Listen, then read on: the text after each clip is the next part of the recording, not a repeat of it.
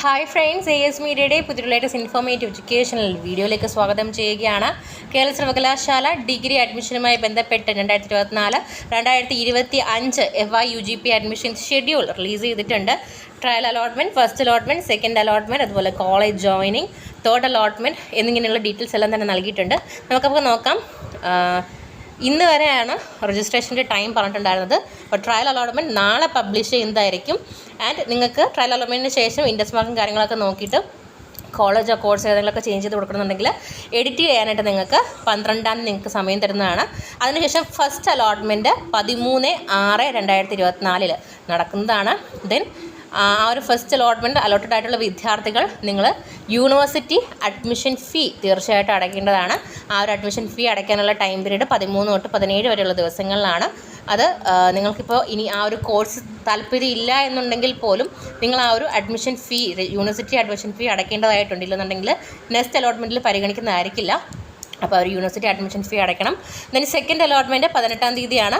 ആ ഒരു സെക്കൻഡ് അലോട്ട്മെൻറ്റിന് ശേഷമാണ് ഫസ്റ്റ് അലോട്ട്മെൻറ്റിൽ കിട്ടിയിട്ടുള്ള വിദ്യാർത്ഥികൾക്കുൾപ്പെടെ കോളേജിൽ നേരിട്ട് അഡ്മിഷൻ സ്റ്റാർട്ട് ചെയ്യാം. അപ്പം സെക്കൻഡ് അലോട്ട്മെൻറ്റ് 18-ാം തീയതിയാണ്. ദെൻ കോളേജ് ജോയിനിങ് എന്ന് പറയുന്നത് 19 മുതൽ 22 വരെയുള്ള ദിവസങ്ങളിലാണ്. ഈ പറഞ്ഞ ഫസ്റ്റ് അലോട്ട്മെൻറ്റ് സെക്കൻഡ് അലോട്ട്മെൻറ്റിൽ കിട്ടിയുള്ള വിദ്യാർത്ഥികൾക്ക് അഡ്മിഷൻ കോളേജിൽ പോയി നേരിട്ടെടുക്കാനുള്ള time period. Then third allotment 24-ാം തീയതിയാണ്. അതുപോലെ ആ ഒരു തേർഡ് അലോട്ട്മെൻറ്റിൽ കിട്ടിയുള്ള വിദ്യാർത്ഥികൾക്ക് 25 മുതൽ 28 വരെയുള്ള ടൈം പീരീഡിൽ കോളേജിൽ പോയിട്ട് ജോയിൻ ചെയ്യാനായിട്ട് സാധിക്കുന്നതാണ്. ആൻഡ് ഈ ഒരു നിങ്ങളുടെ ക്ലാസ്സുകൾ സ്റ്റാർട്ട് ചെയ്യുന്നത് 1/7/2024 അതുപോലെ പ്രധാനമായിട്ടും നോക്കേണ്ട കാര്യങ്ങൾ, നിങ്ങൾ ഫീ പേയ്മെൻറ്റ് ഫസ്റ്റ് അലോട്ട്മെൻറ്റിന് കിട്ടുന്ന വിദ്യാർത്ഥികൾ ഫീ പേയ്മെൻറ്റ് മാൻഡേറ്ററി ആയിട്ട് ചെയ്യേണ്ടതാണ്.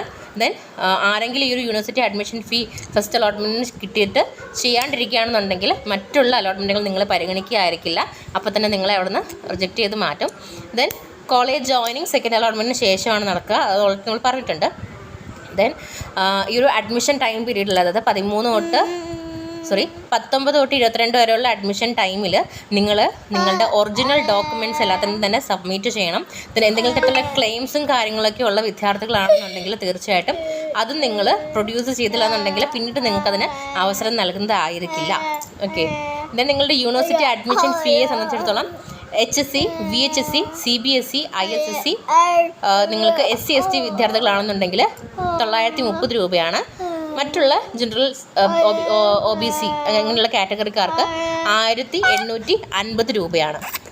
Then NIOS other state board candidates ആണെന്നുണ്ടെങ്കിൽ അവർക്ക് SC/ST 720 രൂപയും മറ്റുള്ള കാറ്റഗറിയിലുള്ളവർക്ക്, അതായത് അതേഴ്സ് ജനറൽ കാറ്റഗറിയിലുള്ളവർക്ക് 1640 രൂപയുമാണ് അഡ്മിഷൻ ഫീ, യൂണിവേഴ്സിറ്റി അഡ്മിഷൻ ഫീ എന്നുള്ള അടയ്ക്കേണ്ടത്.